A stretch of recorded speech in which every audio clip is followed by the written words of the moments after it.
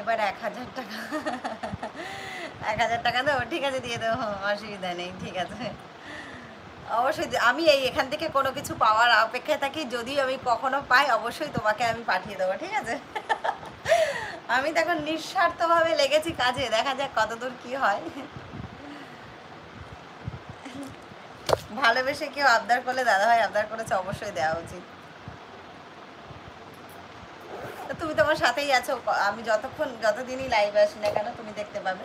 তো ঠিক আছে, কখনো কিছু পেলে তুমি যখন পাবে তখন একদম একদম আমি উপরে চলে, না না উপরে যাবে না, ঠাকুর তোমাকে অনেক ভালো রাখুক, সুস্থ রাখুক।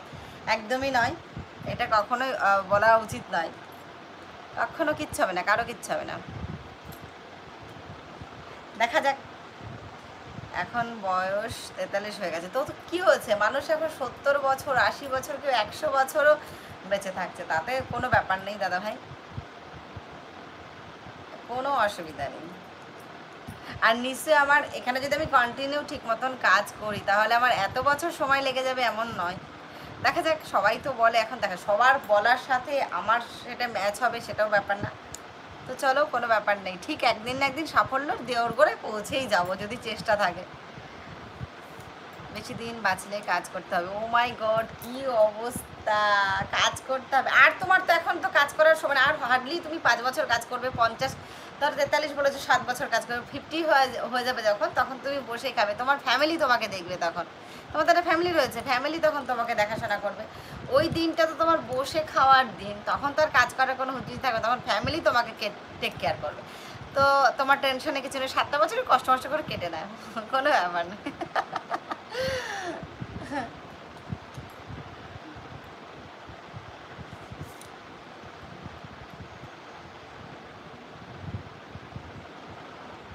বউ খুব মারে কাজ না করলে, কি বলবো, কখনো না। এখন এইরকম এই বয়সে এসে দিদি ভাই তোমাকে কিছু বলবে, এটা আমি বিশ্বাসই করবো না, যতই বলো।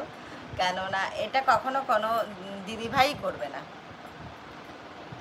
তার একমাত্র সাহারাই তুমি, সব কিছুই তুমি। তা তোমাকে কেন সে কিছু মানে বাজে কিছু করবে, এটা বললে আমি বিশ্বাস করছি না, তুমি মজা করছো এটা আমি বুঝতে পারছি।